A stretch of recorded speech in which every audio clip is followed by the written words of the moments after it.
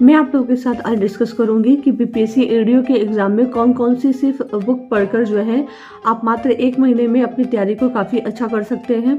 और हर एक subject GS के लिए कौन सी बुक पढ़ें, मैथ के लिए कौन सी बुक पढ़ें और बिहार स्पेशल के लिए कौन सी बुक पढ़ें, इंग्लिश और हिंदी लैंग्वेज पेपर के लिए कौन सी बुक पढ़ें, इन सारी बुक के बारे में इस वीडियो में मैं डिटेल में बताऊँगी। हेलो, तो यहाँ पे मैं रेडी हो रही थी। बिहार एसएससी ड्राइवर का एग्ज़ाम था और मेरी एग्ज़ाम ड्यूटी लगी थी, तो मैं सुबह एकदम फटाफट रेडी हो रही थी जल्दी जल्दी। मेरे हस्बैंड को भी भेजना था, उन्हें भी जाना था, बेटी को स्कूल छोड़कर तब मैं जाती। तो यहाँ मैं सारे काम जल्दी जल्दी कर रही थी, उसका बैग भी लगा रही थी क्योंकि लेट हो रहा था। और मेरे हस्बैंड निकल गए थे क्योंकि उनकी ट्रेन का टाइम हो गया था। और फिर मैं जो है अपने बेटे को छोड़ के एग्ज़ाम ड्यूटी में चली जाऊँगी। तो फिर मैं एग्ज़ाम ड्यूटी से आऊँगी तो आप लोग के साथ शेयर करूँगी कि मैं कौन कौन सी ऐसी बुक है जो घर पे ही बैठकर मैं उसको पढ़ रही हूँ, सेल्फ़ स्टडी कर रही हूँ। और मुझे ऐसा लगता है कि सेल्फ़ स्टडी करने से ही जो है मेरे जो स्कोर बढ़ रहे हैं वो सेल्फ़ स्टडी से ही बढ़ रहे हैं, क्योंकि कोचिंग जो लेना था वो मैं ले चुकी हूँ बहुत पहले ही और मुझे एक आइडिया हो गया है एग्ज़ाम देने का। और मैंने यहाँ वेलवेट का सूट पहना था तो काफ़ी अच्छा लग रहा था। चलो जल्दी मिठू, मिठू चलो चलो बेटा, लेट हो रहा है।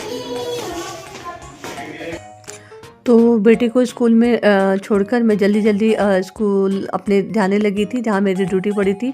और ये एक प्राइवेट स्कूल था लेकिन काफ़ी अच्छा स्कूल है सासाराम में, और यहीं मेरी ड्यूटी पड़ी थी।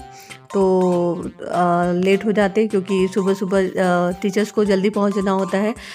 उसके बाद एंट्री हमें करानी होती है, एग्ज़ाम कंडक्ट कराना होता है, कॉपी सब जमा करके आंसर शीट और मार्क शीट जो होती है तब हमें वापस आना होता है। तो इसलिए जो है हमें जो है 8 बजे के आसपास ही बुला लिया जाता है, एंट्री 9:30 बजे होती है। तो अभी एग्ज़ाम ख़त्म भी हो गया और बीच में कुछ भी मना था मोबाइल का यूज़ करना, तो इसलिए मैंने स्विच ऑफ कर दिया था। और ये मैं अब वापस घर जा रही हूँ और काफ़ी अच्छा लगा एग्ज़ाम कंडक्ट करा के, काफ़ी अच्छा फील होता है। और चलिए मैं अब डिस्कस करूँगी आपके साथ। बीपीएससी एडीओ के एग्ज़ाम के लिए जो पहला पेपर होगा वो लैंग्वेज पेपर है। तो लैंग्वेज पेपर में इंग्लिश और हिंदी के लिए जो आप बुक प्रेफर कर सकते हैं वो है कि आप हिंदी के लिए जो है ल्यूसेंट की बुक ले सकते हैं, या फिर विद्यासागर सामान्य हिंदी की जो बुक आती है वो ले सकते हैं। इनमें से जो आप ग्रामर है वो ग्रामर को कंप्लीट कर लीजिए। तो ये हिंदी के लिए काफ़ी अच्छी बुक है, सामान्य हिंदी के लिए।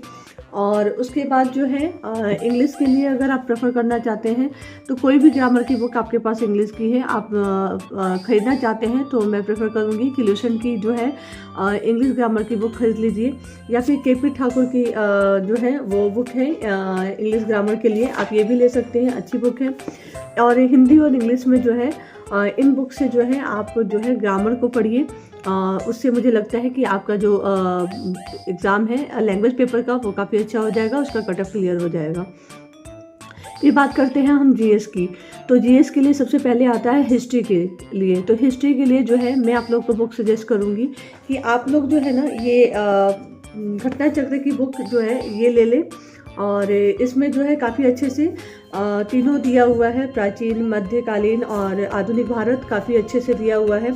आप सिर्फ इसमें थ्योरी वाइज दिया हुआ है, पहले थ्योरी दिया हुआ है, उसके बाद जो है इसमें दिया हुआ है क्वेश्चन प्रैक्टिस दिए हुए प्रीवियस ईयर के जो आईएएस में, बीपीएससी में, ऐसे मेंस एग्ज़ाम में, पीटी में जो पूछे हुए हैं। तो उन क्वेश्चंस को आप बना लीजिए, इसकी थ्योरी पढ़ लीजिए।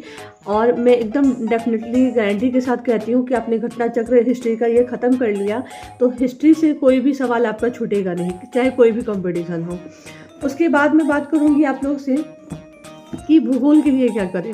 तो भूगोल के लिए भी अगर आपके पास टाइम है तो आप जो है ये घटना चक्र की बुक आती है सामान्य भूगोल की, ये भूगोल आप परचेज कर लीजिए। काफ़ी अच्छे से इसमें भूगोल दिया हुआ है, इसके सारे क्वेश्चंस कीजिए, प्रीवियस ईयर के क्वेश्चन है आईएएस पीटी में, बीपीएससी के पीटी में जो पूछे हुए हैं वो। और अगर आपके पास इतना टाइम नहीं है तो फिर आप जो है महेश कुमार बर्णवाल की ये बुक प्रेफर कर सकते हैं और इसको आप पढ़ सकते हैं। इसमें भारत का भूगोल दिया हुआ है और भारत का भूगोल आप पढ़ लेंगे तो वो काफ़ी है मुझे लग रहा है। तो आप इन दोनों बुक में से भूगोल के लिए कोई भी बुक प्रेफर कर सकते हैं। रही बात पॉलिटी की, तो पॉलिटी के लिए मैं आपको सजेस्ट करूंगी कि आपके पास ल्यूसेंट की बुक होनी चाहिए। ल्यूशन में जो पॉलिटी दिया हुआ है उसको आप कर जाइए। सारे क्वेश्चन जो जितने भी अनुसूची भाग, ये सारे जो भी हैं, संशोधन जो है, अनुच्छेद, ये सब कुछ आप पढ़ लीजिए और इससे बाहर जो है क्वेश्चन नहीं आएगा, इसी में से ही क्वेश्चन आएगा। तो पॉलिटी के लिए आप ल्यूशन की जो पॉलिटी है वो पढ़ लीजिए। फिर बात करती हूँ मैं साइंस के लिए, क्योंकि बहुत सारे बच्चों का आर्ट्स बैकग्राउंड होता है, साइंस उनकी अच्छी नहीं होती है। तो साइंस के लिए भी मैं अभी सजेस्ट करूँगी कि देखिए, मिनिमम 1 महीना हमारे पास समय है, तो हम एनसीईआरटी कंप्लीट नहीं कर सकते हैं, क्योंकि बहुत सारी चीज़ें हमें पढ़नी है। अगर आप एनसीईआरटी कंप्लीट कर ले रहे हैं 9th 10th की, तो बहुत अच्छी बात है, आप उसको पढ़िए। अगर उसको नहीं पढ़ पा रहे हैं तो घटना चक्र की ही बुक आती है, सामान्य विज्ञान की, ये बुक आप परचेज कर ले। इसमें भी थ्योरी करके दिया हुआ है और प्रीवियस ईयर के बहुत सारे क्वेश्चंस हैं। ये क्वेश्चंस आप लगा लीजिए, बहुत सारे क्वेश्चंस हैं इसमें। तो मुझे लगता है कि लगभग इसमें 1000 से प्लस ही क्वेश्चन होंगे। अगर ये क्वेश्चन आप पढ़ लेते हैं डेली 30 दिन के अंदर, तो मुझे लगता है कि मैक्सिमम जो क्वेश्चंस हैं साइंस के वो आपके इसमें से कवर हो जाएंगे, क्योंकि ये 9th 10th की बुक पे ही ये बुक जो है आधारित है, घटना चक्र की। तो ये तीनों चीज़ें हो गई। अब बात हम करते हैं कि हो सकता है कि जो है जीएस के सेक्शन में बिहार स्पेशल के क्वेश्चन भी पूछे, क्योंकि बीपीएससी का जो पैटर्न है, बीपीएससी अपने पीटी के एग्ज़ाम में जो है वो बिहार स्पेशल से बहुत सारे क्वेश्चन पूछता है। तो हम उसको नेग्लेक्ट करके नहीं चल सकते, क्योंकि हमारे पास बीपीएससी ईडीओ का जो है प्रीवियस ईयर के क्वेश्चन नहीं है, कोई आइडिया नहीं है, तो हम बिहार स्पेशल को बिल्कुल नहीं छोड़ के चलेंगे, हम उसको पढ़ के भी चलेंगे। तो बिहार स्पेशल की बुक के लिए जो मैं आप लोगों को सजेस्ट करूंगी वो ये कि आप एडुटेरिया की बुक ले लें, ठीक है। बहुत अच्छी बुक है ये पूरी बुक पढ़ जाएं। अगर आप साथ में और भी पढ़ना चाहते हैं तो ल्यूसेंट और क्राउन की भी बुक है मेरे पास, लेकिन मैं सजेस्ट करूंगी कि अगर अभी टाइम बहुत कम है और बुक ही परचेज करनी है तो आप एडुटेरिया की एक बुक ले लें।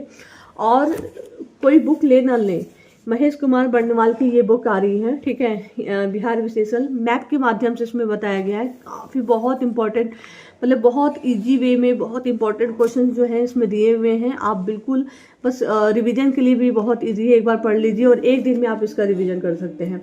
तो ये बुक आप ले लीजिएगा महेश कुमार बर्णवाल की। उसके बाद जो है बिहार स्पेशल हो गया। फिर है रीजनिंग के लिए, अगर आप कोई चाहते हैं तो वर्बल और नॉन वर्बल की कोई भी आप रीजनिंग की बुक आप ले सकते हैं। मेरे पास ये पड़ी हुई है, लेकिन ऐसा कुछ नहीं है, कोई भी आप रीजनिंग की बुक अगर आप चाहते हैं तो आप प्रेफर कर सकते हैं, ले लीजिएगा।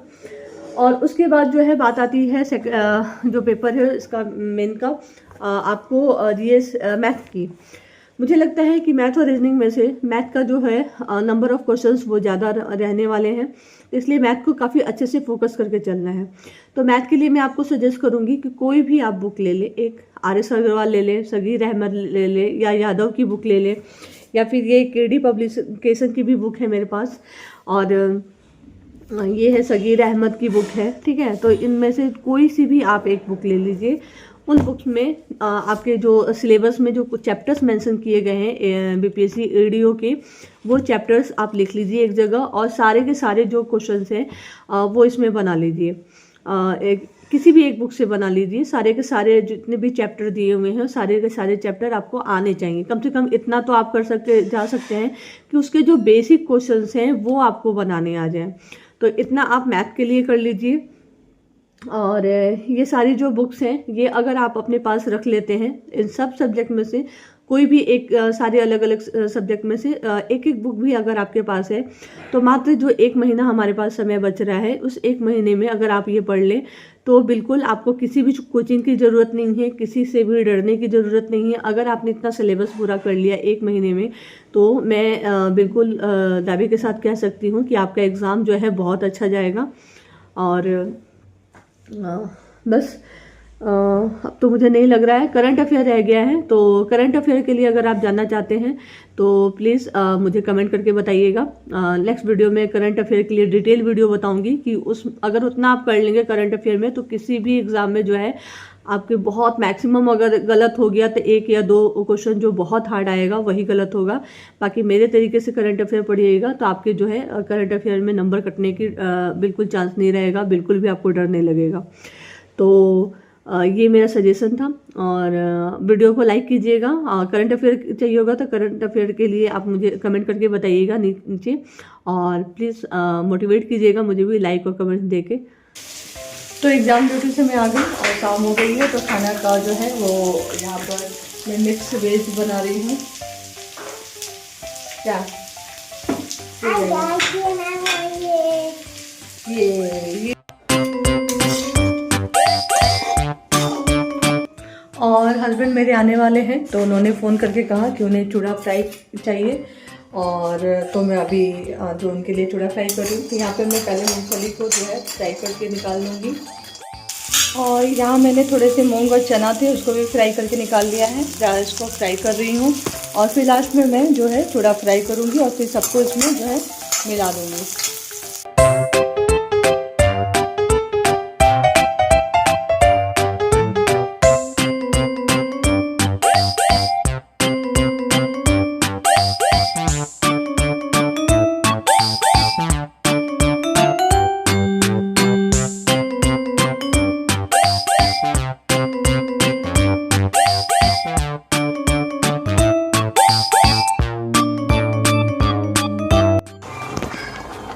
और साथ में फिर से मैं बना रही हूँ गाजर का हलवा भी आज।